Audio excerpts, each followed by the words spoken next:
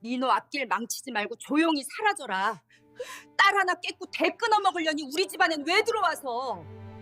내가 죽어야 우리 아들이 산다. 그게 내가 내 아들을 위해 할 수 있는 마지막 예의야. 민호야, 설이는 이미 화장해서 가루가 된 지 3년이다. 죽은 사람은 가슴에 묻고 너는 제발 내 인생 살아. 그게 설이가 원하는 거야. 3년 전 그날 당신의 심장 일부가 도련해지던 그날을 기억하십니까? 아내의 차가 벼랑 끝으로 추락해 형체도 없이 타버렸다는 비보를 듣고 차마 형체를 알아볼 수조차 없다며 유골함만을 건네주던 장모님의 서늘한 손길 말입니다.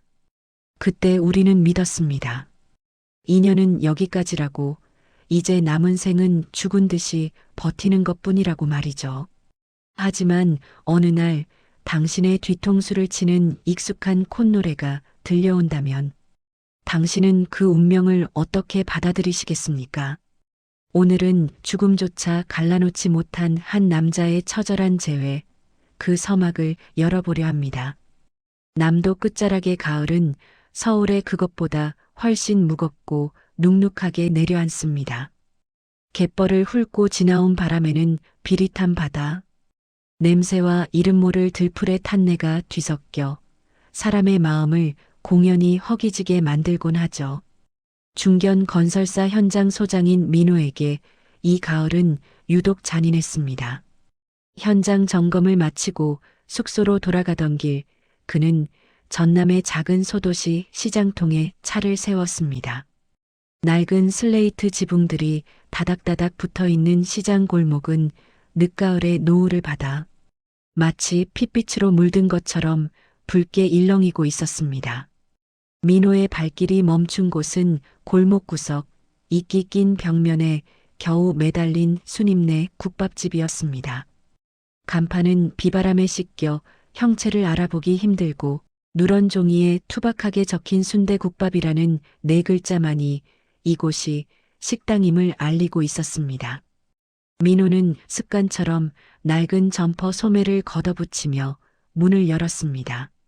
3년 전 아내 설이가 세상을 떠난 뒤 그의 곁에는 오직 적막과 스스로에게 던지는 무의미한 혼잣말만이 남았습니다. 가게 안은 뚝배기 달그락거리는 소리와 뿌연 고기 국물 김으로 가득 차 있었습니다. 구석진 자리에 앉아 메뉴판을 보기도 전이었습니다. 주방 안쪽에서 나지막한 콧노래가 새어나왔습니다. 나가거든. 내 곁에 있어 주오. 민호의 손에 들려있던 낡은 스테인리스 숟가락이 바닥으로 툭 떨어졌습니다. 그 노래였습니다. 설이가 딸 별이를 재울 때, 혹은 기분이 좋을 때면 습관처럼 흥얼거리던 바로 그 노래. 민호의 심장이 미친 듯이 요동치기 시작했습니다. 손끝이 가늘게 떨리고 시야가 뿌옇게 흐려졌습니다. 말도 안 돼. 내가 요즘 너무 피곤해서 환청이 들리나 보다. 민호는 애써 자신을 다독이며 떨어진 숟가락을 주워 올렸습니다. 하지만 운명은 때론 잔인할 정도로 선명하게 발걸음을 옮깁니다. 주방 문이 열리고 한 여자가 뚝배기를 쟁반에 받쳐들고 나왔습니다. 낡은 포대기에 아기를 등에 업은 채였습니다. 여자는 고개를 숙이고 조심스럽게 발걸음을 옮겼습니다. 남루한 앞치마, 가느다란 손목, 그리고 뒤꿈치가 살짝 까진 낡은 양말. 민호는 숨이 멎는 것 같았습니다. 여자의 옆얼굴이 백열등 조명 아래 드러나는 순간 민호의 세상은 3년 전 그 지옥 같았던 사고의 순간으로 다시 곤두박질 쳤습니다. 여자는 옆 테이블에 국밥을 내려놓았습니다. 민호는 자기도 모르게 자리에서 일어났습니다. 의자가 뒤로 밀리며 요란한 소리를 냈지만 민호의 귀에는 아무것도 들리지 않았습니다. 오직 여자의 뒷모습, 저 익숙한 어깨선과 목덜미의 작은 점 하나만이 민호의 온 신경을 마비시켰습니다. 가까이서 본 그녀의 얼굴, 화장기 없는 수척한 모습이었지만 3년 전 무덤에 묻었던 자신의 아내, 이설이가 분명했습니다. 설이야. 민호의 입술 사이로 신음 같은 부름이 새어나갔습니다. 여자의 어깨가 미세하게 파르르 떨렸습니다. 하지만 그녀는 고개를 돌리지 않았습니다. 민호는 여자의 앞을 가로막았습니다. 여보, 설이야, 당신 살아있었어? 이게 어떻게 된 거야? 민호의 목소리는 오열에 가까웠습니다. 그러나 여자는 민호의 손을 차갑게 쳐냈습니다. 그녀의 눈동자는 깊은 연못처럼 고요했고 그 안에는 어떤 그리움도 서려 있지 않았습니다. 그녀는 입을 열지 않았습니다. 대신 손가락으로 자신의 목을 가리키며 무언가 간절한 눈빛을 보냈습니다. 그때 주방에서 덩치 큰 산의 철수가 튀어나왔습니다. 이 양반이 어디서 행패야? 이 사람 말 못하는 거 안 보여요? 주문할 거면 나한테 하라고. 철수의 고함에 민호는 망치로 머리를 맞은 듯 멍해졌습니다. 말을 못한다니? 내 아내 설이가 왜? 민호는 다시 설이를 붙잡으려 했지만 설이는 공포에 질린 눈으로 민호를 밀쳐내고 주방으로 도망치듯 들어갔습니다. 철수는 민호의 멱살을 잡아 문 밖으로 내동댕이 쳤습니다. 차디찬 시장 바닥에 주저앉은 민호 위로 늦가을에 우중충한 진눈깨비가 떨어지기 시작했습니다. 민호는 빗물 섞인 눈물을 닦으며 생각했습니다. 저 여자는 설이가 맞습니다. 하지만 그녀는 왜 목소리를 잃었고 왜 나를 처음 보는 사람처럼 대하는 것일까요? 그리고 그녀가 업고 있던 그 핏덩이 아이는 대체 누구의 아이일까요? 민호는 자신의 기억을 더듬었습니다. 3년 전 시신 확인조차 시키지 않고 서둘러 화장을 종용했던 장모. 박정숙의 모습이 주마등처럼 스쳐 지나갔습니다. 당시 민호는 슬픔에 눈이 멀어 아무것도 의심하지 못했습니다. 하지만 지금 보니 모든 것이 기괴한 조각들로 맞춰지는 기분이었습니다. 민호는 떨리는 손을 주머니에 넣어 휴대폰을 꺼냈습니다. 배경화면 속 환하게 웃고 있는 설이의 사진. 국밥집에서 본 그 여자와 한치의 오차도 없었습니다. 민호는 시장 골목에 가로등이 켜질 때까지 식당 앞을 떠나지 못했습니다. 저 안에는 분명 자신이 3년 전 잃어버린 생명의 조각이 살아 숨쉬고 있었습니다. 민호는 서울로 향하는 대신 근처 낡은 여인숙의 방을 잡았습니다. 창밖으로 국밥집의 희미한 불빛을 지켜보며 그는 결심했습니다. 설이가 왜 죽음을 위장해야 했는지, 왜 목소리까지 죽여가며 이곳에 숨어 있는지 그 이유를 기어이 알아내겠노라고 말입니다. 차가운 방 안에서 민호는 밤을 꼬박 새웠습니다. 이제 3년 동안 멈춰있던 민호의 시간이 거대한 파도가 되어 진실을 향해 몰아치기 시작했습니다. 민호는 다음날 새벽 시장이 채 깨어나기도 전에 다시 국밥집 뒷골목을 지켰습니다. 찬설이가 내린 시장 바닥에서 미동도 하지 않았습니다. 얼마 후 식당 뒷문이 열리고 설이가 아기를 업은 채 쓰레기를 버리러 나왔습니다. 민호는 그림자처럼 다가가 그녀의 앞을 막아섰습니다. 설이야, 제발 나 좀 봐. 별이가 매일 밤 당신 사진 안고 잠든다고. 별이라는 이름에 설이의 손이 눈에 띄게 떨렸습니다. 그녀는 쓰레기통을 떨어뜨렸고 오물이 신발 위로 쏟아졌지만 주저앉아 맨손으로 오물을 치우며 흐느꼈습니다. 여자는 필사적으로 입을 막으며 신음 섞인 비명만을 내뱉었습니다. 그 소리는 사람의 말이 아니라 상처 입은 짐승의 울음소리에 가까웠습니다. 민호는 그 처참한 광경에 심장이 무너져 내렸습니다.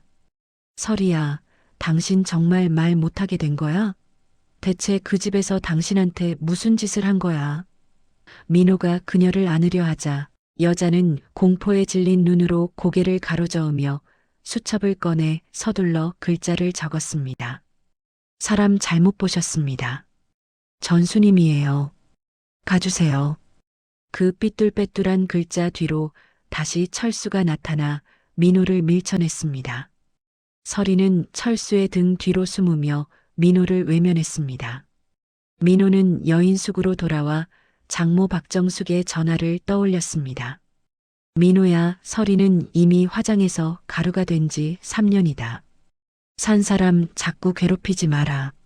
장모의 그 목소리가 이제는 자식의 생사를 가리는 저주처럼 느껴졌습니다.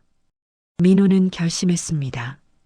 이제 남도가 아니라 서울에 있는 장모의 집으로 가서 이 잔인한 연극의 대본을 쓴 사람이 누구인지 직접 확인해야 했습니다. 민호는 서울로 향하는 차 안에서 핸들을 부서져라 쥐었습니다. 거울 속에 비친 자신의 얼굴은 며칠 새 10년은 늙어 보였습니다. 3년 전 장례식장에서 보았던 장모의 그 묘한 침착함, 그리고 서리의 시신을 서둘러 화장했던 그 급박함, 모든 조각이 하나의 그림으로 맞춰지고 있었습니다. 그것은 사위인 자신마저 속여야 했던 장모의 잔인한 모정이 빚어낸 비극이었을까요? 아니면 시댁의 위선이 만들어낸 참극이었을까요? 민호는 이제 그 진실의 문을 열기 위해 어둠 속을 달립니다. 민호가 쥔 핸들은 이미 축축하게 젖어 있었습니다. 남도를 벗어나 천안을 지날 무렵 고속도로의 가로등 불빛은 마치 채찍처럼 차창을 때리며 지나갔습니다.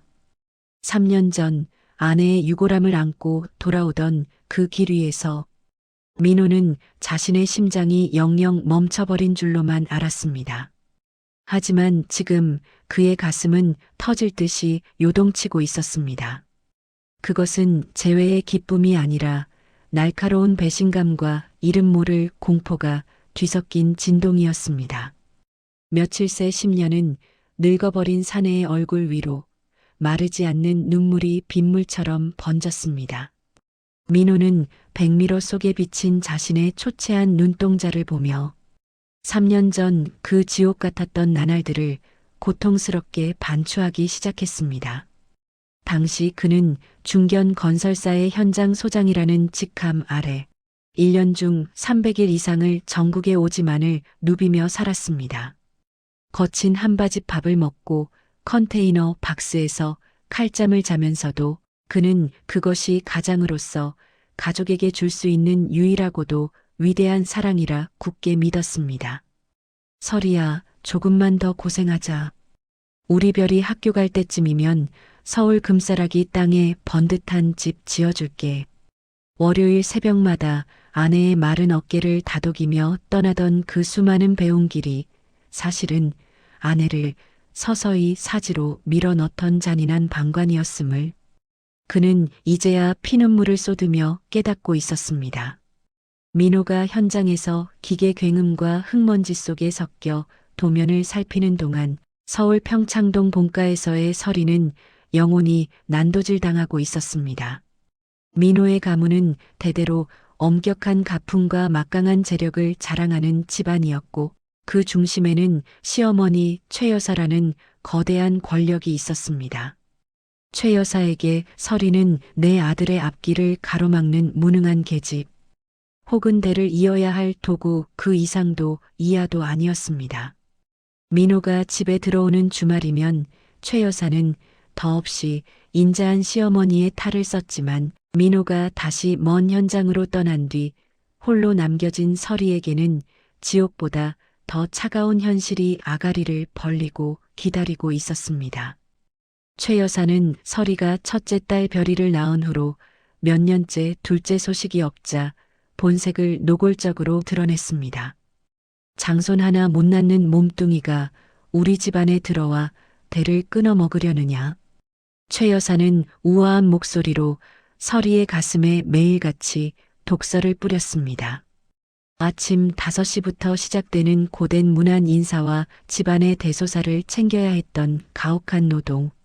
서리는 주방 구석에서 식은 밥에 찬물을 말아 먹으면서도 민호에게는 단 한 번도 내색하지 않았습니다. 민호는 아내의 마른 손마디와 자다가도 소스라치게 놀라며 깨어나는 증세를 그저 육아 피로 정도로 치부했습니다. 그 무심함이, 그 비겁한 신뢰가 지금에 와서 민호의 심장을 갈갈이 찢어 놓았습니다. 차는 어느덧 서울 톨게이트를 지나 도심의 화려한 불빛 속으로 들어서고 있었지만 민호의 머릿속은 여전히 남도의 그 비릿한 시장 골목 국밥집에 머물러 있었습니다. 벙어리 행세를 하며 자신의 목을 가리키던 서리의 그 처절한 눈짓. 그것은 신체적인 장애가 아니라 목소리를 내는 순간 다시 그 지옥 같은 시댁으로 끌려갈지 모른다는 극한의 공포가 만든 거대한 자물쇠였음을 민호는 이제야 직감했습니다. 그리고 그녀가 포대기에 업고 있던 그 핏덩이 아이. 사고 직전 서리가 품고 있었던 민호조차 알지 못했던 자신의 둘째 아이라는 확신이 그의 심장을 터뜨릴 듯 압박해왔습니다. 서리야, 너 혼자 그 아이를 낳고 그 지옥을 버틴 거야? 그 남루한 시장통에서 목소리까지 죽여가며 민호는 핸들을 주먹으로 내리치며 짐승 같은 울음을 터뜨렸습니다. 민호는 잠시 갓길에 차를 세우고 장모 박정숙의 전화를 다시금 떠올렸습니다. 민호야, 서리는 이미 화장해서 가루가 된 지 3년이다. 산 사람 자꾸 괴롭히지 마라. 별이 생각해서라도 정신 차려야지. 3년 전 장례식장에서 딸의 시신조차 확인하지 못하게 서둘러 화장장을 예약하고 마치 무언가에 쫓기듯 절차를 마무리하던 장모의 그 기묘한 침착함. 그것은 사위인 민호가 미워서가 아니라 효자인 민호를 통해 시댁의 그림자가 다시 딸에게 닿을까봐 두려워했던 어머니의 처절한 방패였습니다. 장모는 딸을 살리기 위해 사위에게 아내의 죽음이라는 가장 잔인한 형벌을 내렸던 것이죠. 민호는 철수가 당시 막노동을 전전하던 형편에 거액의 자금을 들고 나타나 가게를 인수했다는 국밥집 주변의 소문을 다시금 곱씹었습니다. 그 돈은 분명 장모의 쌈짓돈에서 나온 것이 아닐 터였습니다. 시댁의 위선을 덮기 위해 혹은 서리를 영영 세상에서 지워버리기 위해 최 여사가 던져준 입막음 비용이었을지도 모른다는 의심이 꼬리에 꼬리를 물었습니다. 3년 전 사고 당시 최 여사는 며느리가 죽었다는 소식에 눈물 한 방울 흘리지 않고 서둘러 민호에게 새 장가를 권하며 이제 그만 잊고 내 갈 길 찾아라고 말했습니다. 그 차가운 위로 뒤에 숨겨진 음모의 악취가 민호의 코끝을 찔렀습니다. 민호는 거울 속에 비친 자신의 일그러진 얼굴을 다시 한번 응시했습니다. 3년 동안 그는 아내를 잃은 슬픔에 빠져 있다고 자위했지만 사실은 아내의 절규를 외면한 공범이었습니다. 남도에서 목소리를 잃고 순임으로 살아가며 낯선 사내의 보호를 받아야만 했던 아내.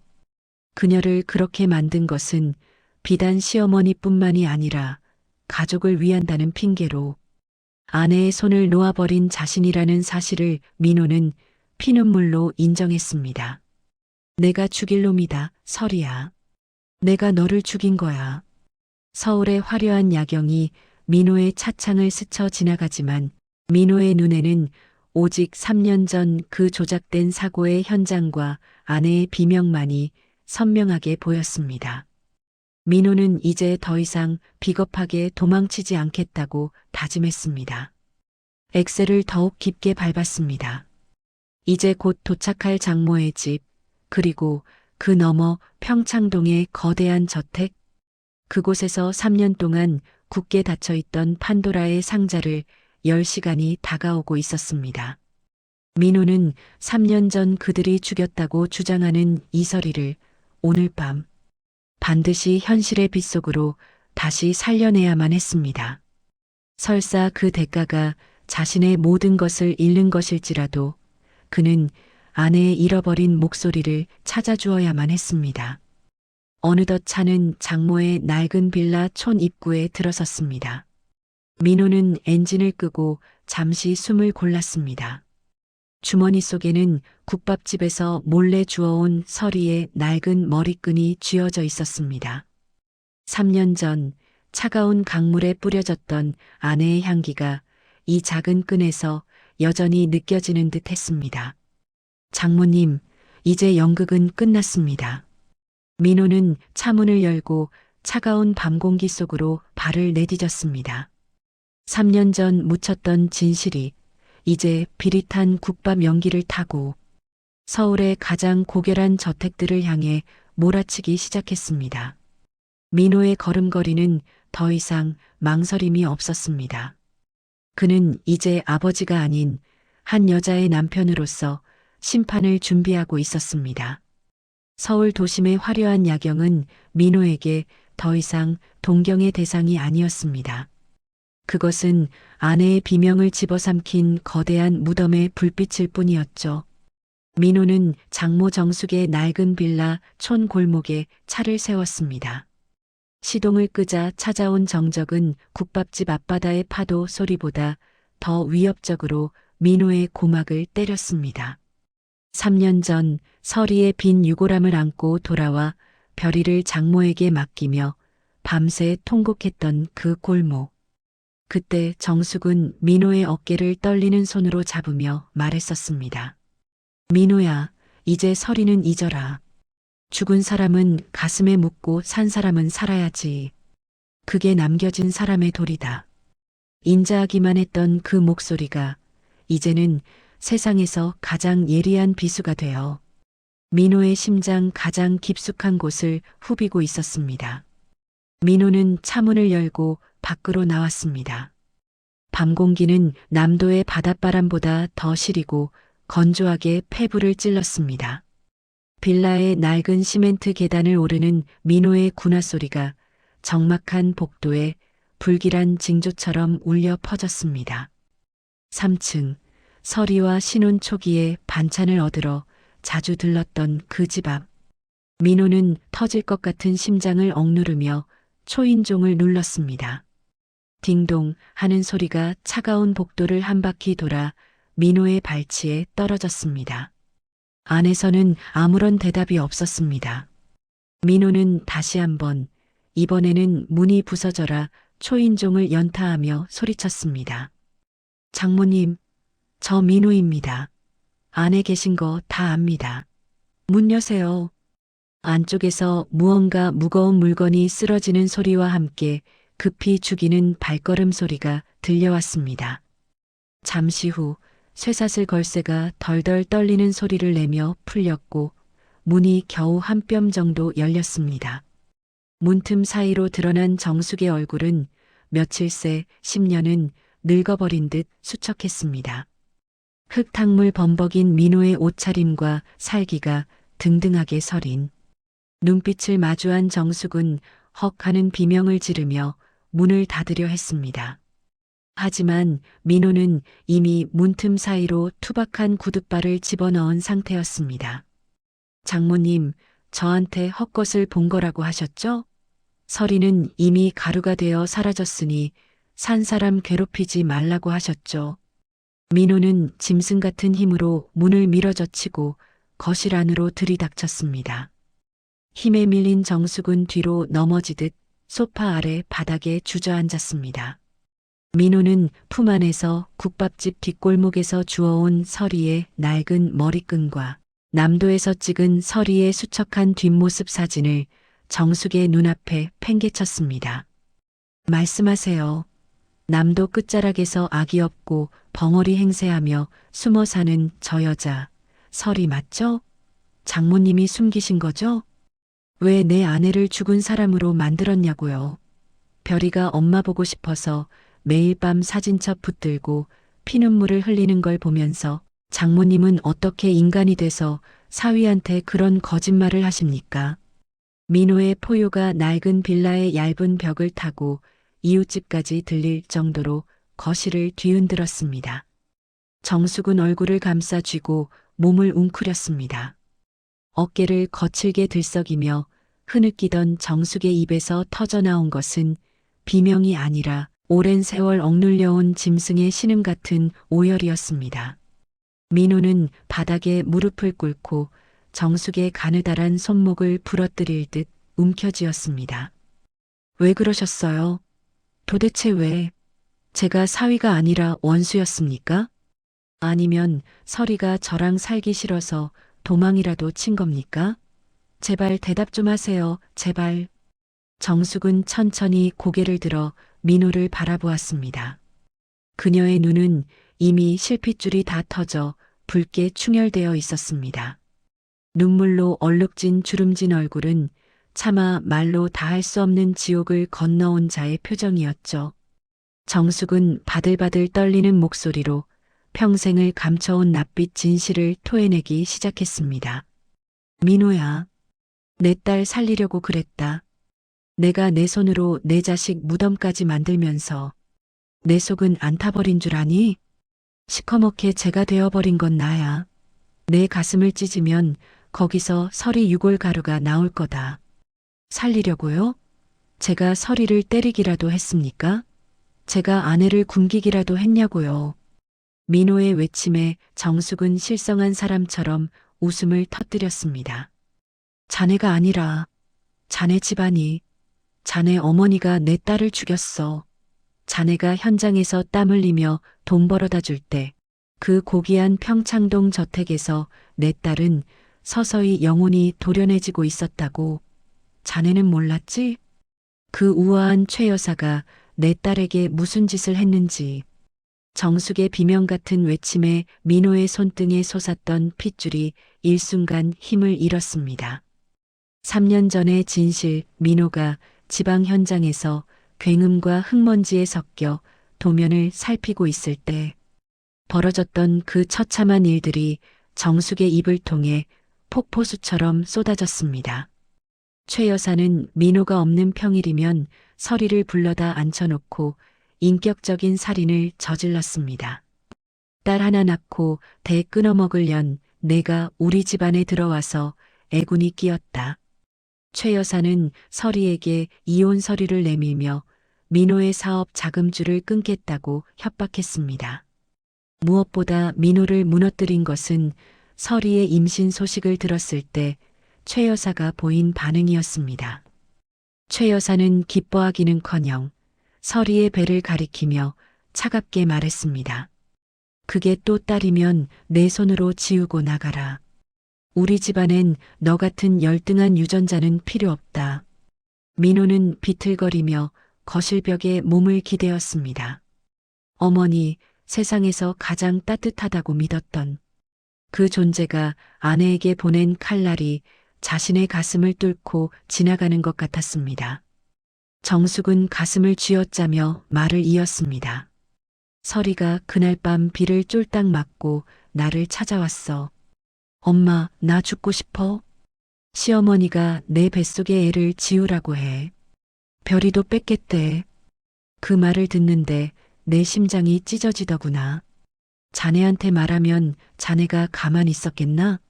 자네는 효자라 어머니한테 따지러 갔을 거고, 그러면 자네 어머니는 내 딸을 정신병원에 가두고 아이를 뺏었을 거야. 그 여자는 그런 사람이야. 정숙은 가짜 사고를 꾸미기 위해 평소 알고 지내던 먼 친척 철수에게 집을 판 돈을 건네며 부탁했습니다. 폐차를 구해 벼랑 아래로 밀어넣고 서리를 연고도 없는 남도로 빼돌린 뒤 민호에게는 시신을 확인할 수 없다는 핑계로 서둘러 빈관을 화장하게 한 것이었습니다. 자네한테 사실대로 말 못한 건 자네가 결국 그 집안의 아들이기 때문이었어. 자네를 믿지 못해서가 아니라 자네를 통해 시댁의 그림자가 다시 딸에게 닿을까봐 그게 무서웠어. 설이가 왜 벙어리 행세를 하는 줄 아나? 목소리를 내는 순간, 자기가 이설이라는 걸 들키는 순간 다시 그 지옥 같은 시댁으로 끌려갈까봐. 그래서 제 목소리까지 스스로 죽여버린 거야. 민호는 거실 바닥에 주저앉아 머리를 쥐어뜯었습니다.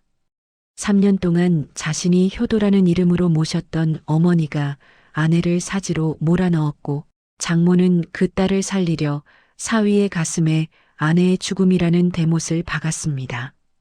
민호의 눈에서 피눈물 같은 오열이 터져나왔습니다.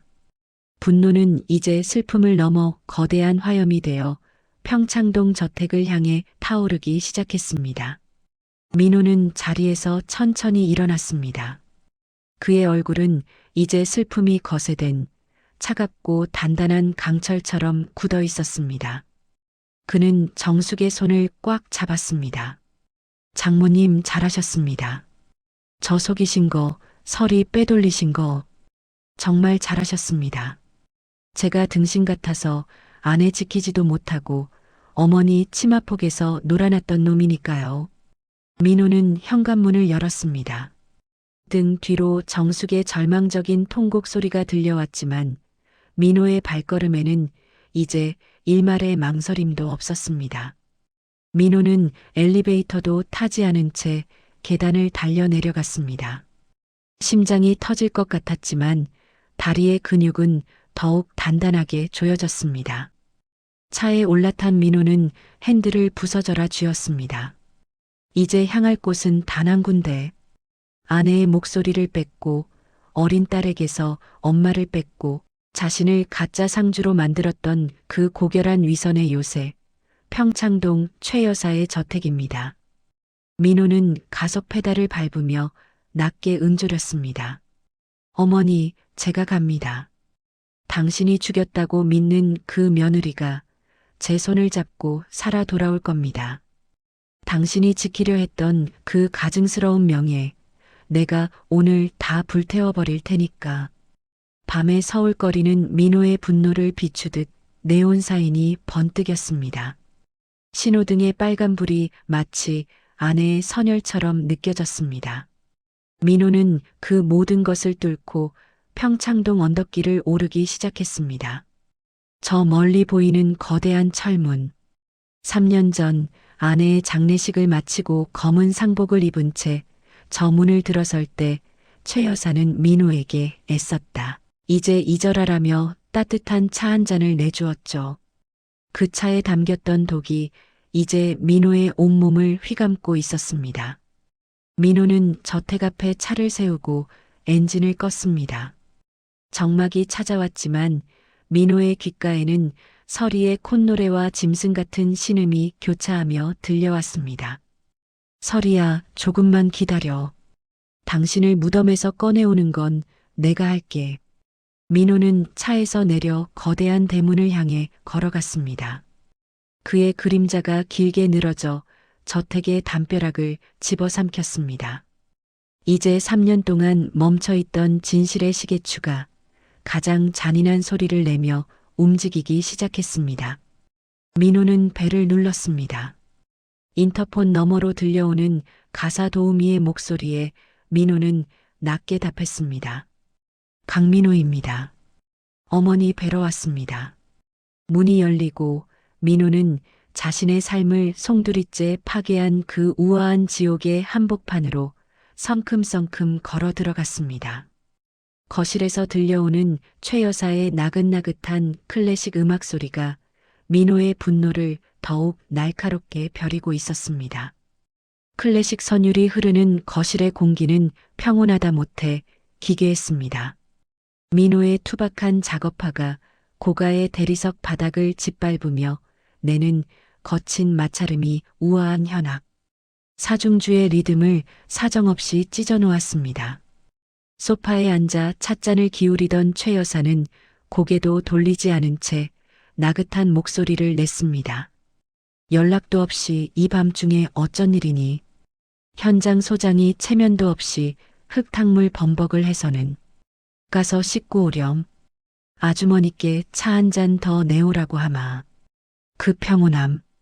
며느리를 죽음의 구렁텅이로 밀어넣고도 단 한 점의 얼룩도 묻지 않은 저 고결한 일상이 민호의 내장을 뒤틀리게 했습니다. 민호는 최 여사의 맞은편 테이블 앞에 멈춰 섰습니다. 그리고 품 안에서 장모 정숙에게 받아온 서리의 낡은 일기장과 남도 국밥집, 뒷골목에서 찍은 서리의 수척한 사진을 대리석 테이블 위로 팽개쳤습니다. 툭 하는 투박한 소리와 함께 사진 속 서리의 고통스러운 얼굴이 최 여사의 눈앞에 펼쳐졌습니다. 차 마실 기분 아니실 텐데요. 어머니가 3년 전 완벽하게 처리했다고 믿으셨던 그 액바지가 아직 숨을 쉬고 있거든요. 민호의 서늘한 목소리에 최 여사의 찻잔이 멈췄습니다. 그녀는 천천히 안경을 고쳐 쓰고 테이블 위의 사진을 내려다보았습니다. 낡은 앞치마를 두르고 벙어리 행세를 하며 누군가에게 들킬까봐 겁에 질린 채 국밥을 나르는 서리. 최 여사의 미간이 미세하게 떨렸습니다. 하지만 그녀는 곧바로 차가운 미소를 지으며 사진을 손가락 끝으로 밀어냈습니다. 그래, 그 계집이 살아있더냐? 징글징글하게 명줄도 길구나. 그래서 죽은 척 연극하며 남의 남자 밑에서 비천하게 국밥이나 말고 있는 저 꼴을 나보고 어쩌라는 게냐? 다시 이 집 문턱이라도 넘게 해달라는 거야? 죽었다던 년이 살아 돌아오면 내가 아이고 무서워라 하고 안아줄 줄 알았니? 최 여사는 찻잔을 내려놓으며 민호를 똑바로 응시했습니다. 그 눈빛에는 죄책감이라곤 한 톨도 섞여 있지 않았습니다. 민호야, 너도 참 미련하구나. 내 덕분에 3년 동안 그 질척거리는 처가댁 식구들 안 보고 편히 살았으면 고마워해야지. 이제 와서 저런 사진 한 장 들고 와서 나를 협박이라도 하겠다는 거냐? 저 계집이 제 발로 죽겠다고 나간 거야. 내가 등을 떠밀었니? 칼을 들이댔니? 비천하게요? 민호의 목소리가 한 옥타브 낮아졌습니다. 그것은 폭발하기 직전의 화상과도 같은 진동이었습니다. 제 아내가 왜 목소리를 잃었는지, 왜 이름까지 버리고 스스로 유령이 되어 숨어 살아야 했는지, 정말 어머니는 모르시는 겁니까?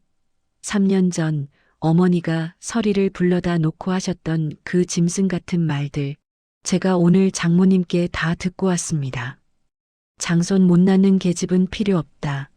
뱃속의 아이가 딸이면 지우고 나가라. 어머니는 사람이십니까? 아니면 괴물이십니까?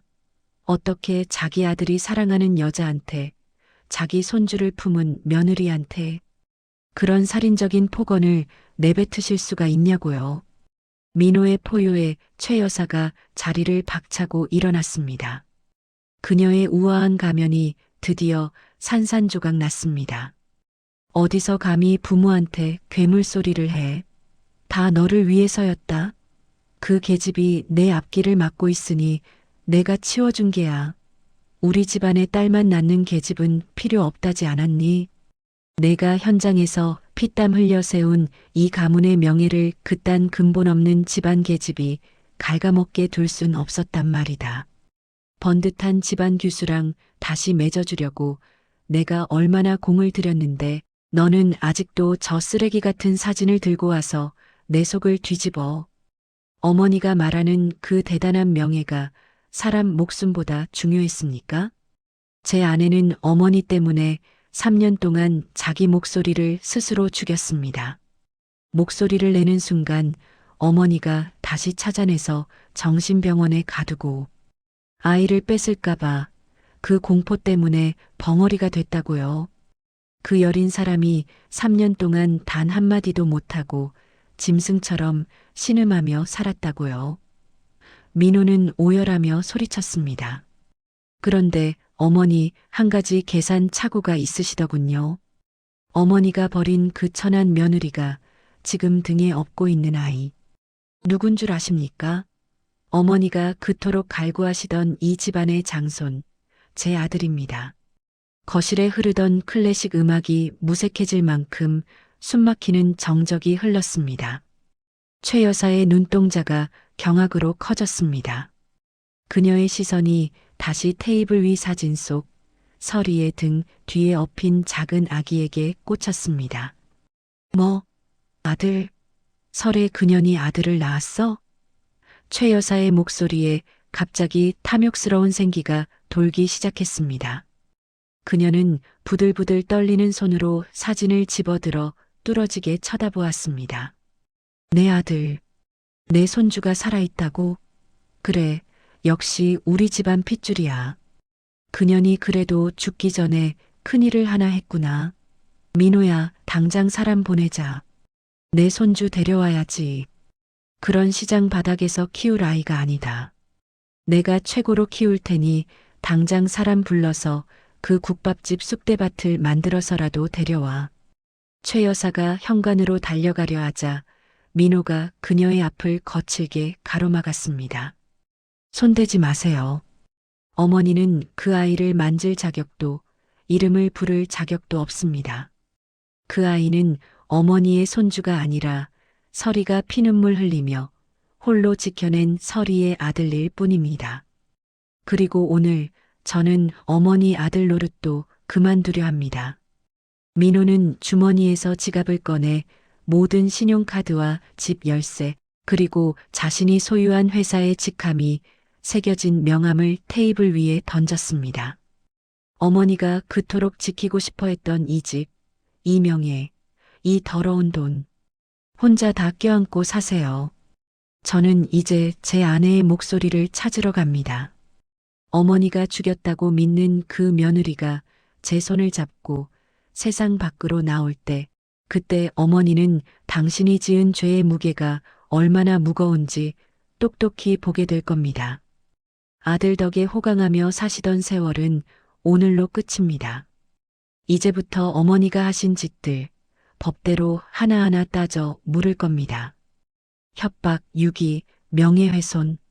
내 아내가 겪은 3년의 지옥, 어머니도 똑같이 맛보게 해드릴게요. 최 여사는 악을 쓰며 민호의 뺨을 때렸습니다. 너 미쳤어? 계집 하나 때문에 부모를 버려? 너 저 문 나가면 끝이야. 다시는 이 집 문턱 못 넘을 줄 알아. 내가 가진 거 다 내가 준 거야. 너 나가면 알거지밖에 안 돼. 하지만 민호는 미동도 하지 않았습니다. 오히려 차갑게 웃으며 대답했습니다. 걱정 마세요. 제 발로 이 지옥 같은 문턱 넘을 일은 다시 없을 테니까요. 알거지요? 좋습니다. 국밥집에서 설이랑 같이 국밥 말며 사는 게 이 화려한 감옥에서 어머니 아들로 사는 것보다 100배는 천국일 테니까요. 민호는 2층으로 뛰어 올라가 자고 있던 별이를 품에 안았습니다. 아이는 잠결에 아빠의 품을 느끼며 칭얼거렸지만 민호는 아이를 더욱 꽉 안아주었습니다. 별이야, 아빠랑 같이 엄마 데리러 가자. 이제 우리 네 식구 다시는 안 헤어져. 민호는 별이의 옷까지 몇 벌을 가방에 쑤셔 넣고 거침없이 계단을 내려왔습니다. 뒤에서 최 여사의 비명 같은 통곡과 저주가 쏟아졌습니다. 민호야, 너 가면 내가 죽어버릴 거야. 이 불효자, 자식아. 민호는 그 소름 끼치는 연기 같은 비명을 뒤로 한 채 대문을 열고 나섰습니다. 밤 공기는 여전히 차가웠지만 민호의 가슴 속엔 3년 만에 처음으로 뜨거운 불길이 일렁였습니다. 그것은 파괴가 아니라 다시 시작하겠다는 생명의 불꽃이었습니다. SUV에 시동을 건 민호는 평창동 언덕길을 내려가기 시작했습니다. 백미러 속으로 점점 작아지는 저택의 불빛을 보며 그는 3년 전 자신의 무심함에 종지부를 찍었습니다. 차는 이제 서울의 화려한 야경을 뒤로하고 다시 남도를 향해 아내의 목소리가 묻혀있는 그 소박한 국밥집을 향해 질주하기 시작했습니다. 옆자리에서 잠든 별이의 손을 잡으며 민호는 낮게 의졸였습니다. 설이야, 조금만 기다려. 이제 아무도 너를 벙어리로 만들 수 없어. 내가 내 목소리가 되어줄게. 그리고 우리 아이들. 내가 목숨 걸고 지킬게. 민호의 차가 고속도로에 올라탔을 때 어둠 속에서도 그의 눈빛은 어느 때보다 형형하게 빛나고 있었습니다. 그것은 잃어버린 3년을 되찾기 위한 사내의 처절하고도 당당한 진군이었습니다. 민호의 SUV는 밤새 고속도로를 달려 남도의 비릿한 갯벌 냄새가 뱀포구 마을에 도착했습니다. 먼동이 트는 새벽녘의 바다는 짙은 남색으로 일렁였고 시장 골목마다 안개가 습기 어린 숨결을 내뿜고 있었죠. 민호는 차문을 열고 차가운 새벽 공기를 들이마셨습니다. 3년 전 아내를 차가운 납골당 벽 속에 묻었다고 믿었던 그날부터 한순간도 쉬지 못했던 민호의 심장이 비로소 마지막 목적지에 도착했음을 알리는 고동을 치고 있었습니다. 뒷좌석에서 곤히 잠든 별이의 숨소리는 평온했습니다. 민호는 아이가 깰까 조심스럽게 안아들었습니다. 별이는 잠결에 아빠의 목을 꽉 끌어안으며 웅얼거렸습니다. 민호는 아이의 머리를 쓰다듬으며 국밥집 뒷골목으로 향했습니다. 아직 장사가 시작되지 않은 시간, 식당. 뒷문 틈으로 희미한 불빛과 함께 가마솥에서 고기를 삶는 구수한 김이 새어나오고 있었습니다. 민호는 문 앞에서 잠시 멈춰섰습니다. 이 문을 열면 3년 동안 벙어리 유령으로 살아야 했던 아내의 삶이 고스란히 놓여 있을 것이었습니다. 끽 낡은 뒷문이 열렸습니다. 주방 안쪽에는 서리가 포대기에 아기를 업은 채 커다란 솥 앞에 서 있었습니다. 김이 모락모락 피어오르는 솥을 젓던 서리의 손길이 멈췄습니다. 그녀는 본능적으로 고개를 돌렸습니다. 그리고 그곳에 서 있는 민호, 무엇보다 민호의 품에 안겨 잠이 덜 깬 눈으로 자신을 바라보는 딸별이를 보는 순간 서리의 손에 들려있던 커다란 나무 주걱이 바닥으로 툭 떨어졌습니다. 서리의 눈동자가 경련하듯 세차게 흔들렸습니다. 그녀는 자신의 눈을 믿지 못하겠다는 듯 솥뚜껑을 잡으려다 손을 대었지만 통증조차 느끼지 못하는 것 같았습니다. 민호는 떨리는 목소리로 별이를 바닥에 내려놓으며 속삭였습니다. 별이야, 엄마야. 내가 매일 밤 사진 보며 부르던 엄마 여기 있어. 별이는 멍하니 눈앞의 여자를 바라보았습니다. 낡은 앞치마를 두르고 머리를 질끈 묶은 채 수척한 얼굴로 서 있는 여자. 하지만 아이의 본능은 사진보다 정확했습니다. 엄마, 별이의 작은 목소리가 주방의 정적을 찢어놓았습니다. 서리는 입을 틀어막았습니다.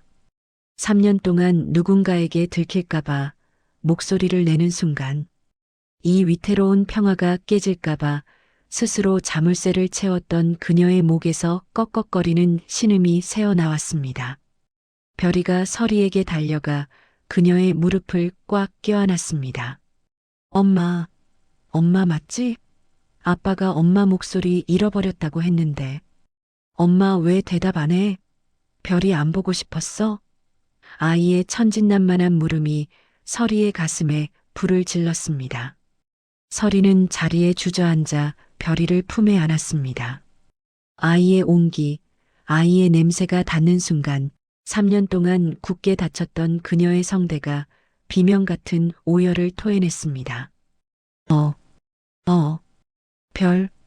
별이야, 내 새끼, 별이야.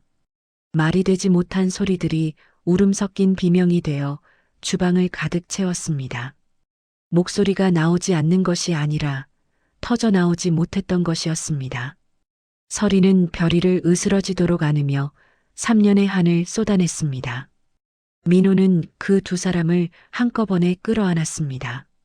서리의 등에 엎인 아기 하늘이도 잠에서 깨어 칭얼거리자 민호는 아기의 등을 토닥이며 아내의 젖은 뺨을 닦아주었습니다. 3년 전 피눈물 속에 묻혔던 가족의 인연이 비릿한 국밥 냄새 속에서 다시 뜨겁게 결합하는 순간이었습니다. 방 안에서 이 광경을 묵묵히 지켜보던 철수가 뒷문 밖으로 나갔습니다. 그는 마당 평상에 걸터 앉아 먼 바다를 바라보며 담배 한 대를 태웠습니다. 이제야 주인을 찾았구먼. 철수는 3년 전 정숙에게 돈을 받고 서리를 지켜주기로 했던 약속을 떠올렸습니다. 그는 서리가 밤마다 소리내어 울지 못해 입에 수건을 물고 몸부림치던 날들을 기억합니다. 이제 그 지옥 같은 침묵이 끝났음을 철수는 안개 속으로 사라지는 담배 연기를 보며 직감했습니다. 몇 달 뒤 남도의 작은 포구 마을에는 새로운 간판이 걸렸습니다. 낡은 순임내라는 글자 대신 정갈한 서체로 적힌 별이네 식탁. 민호는 이제 거친 현장 소장이 아닌 듬직한 국밥집 주인이 되어 가마솥 앞에서 땀을 흘립니다. 서리는 더 이상 숨지 않습니다. 그녀는 밝은 목소리로 손님을 맞이하고 아이들에게 동화책을 읽어줍니다.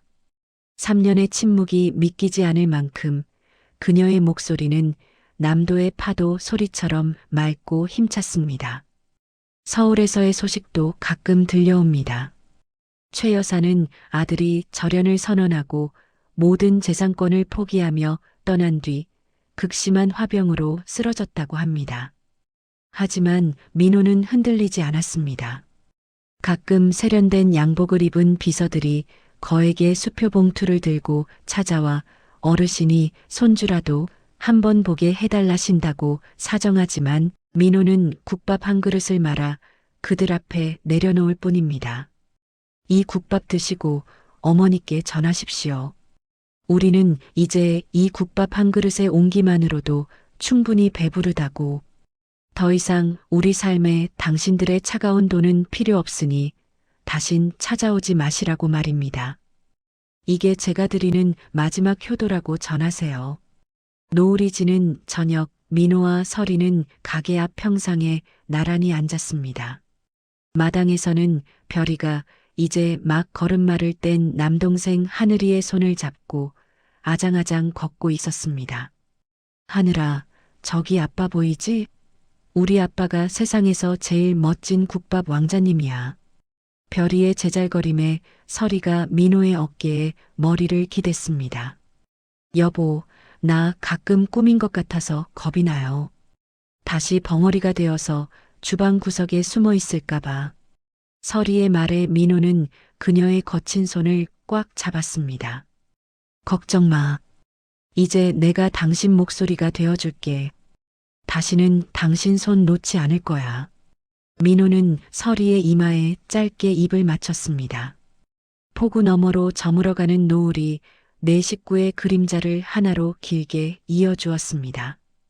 가장 깊은 사랑은 때로 가장 아픈 침묵의 시간을 통과해야만 완성된다는 것을 그들은 남도의 붉은 바다를 바라보며 말없이 나누고 있었습니다. 3년 전 멈췄던 시계 바늘이 이제야 제 소리를 내며 돌아가기 시작했습니다. 식지 않는 온기가 가득한 국밥 한 그릇처럼 그들의 삶에도 비로소 진정한 봄이 찾아오고 있었습니다. 별이가 하늘이를 데리고 달려와 민호와 서리의 품에 안겼습니다. 네 사람의 웃음소리가 파도소리와 섞여 남도의 밤하늘로 퍼져나갔습니다. 이제 더 이상 그들의 식탁에는 차가운 눈물도 억눌린 신음도 없었습니다. 오직 서로를 부르는 다정한 이름만이 남아있을 뿐이었습니다. 오늘도 저희 이야기를 끝까지 들어주셔서 진심으로 감사합니다. 여러분이 남겨주시는 따뜻한 댓글과 응원은 저희가 더 깊고 진한 인생의 사연을 찾아내는 가장 큰 힘이 됩니다. 영상이 가슴에 닿으셨다면 구독과 좋아요, 그리고 알림 설정으로 다음 이야기에서도 함께 해주시길 바랍니다. 저희는 조만간 여러분의 지친 하루를 따뜻하게 안아줄 수 있는 더 좋은 이야기, 더 감동적인 사연으로 다시 찾아뵙겠습니다.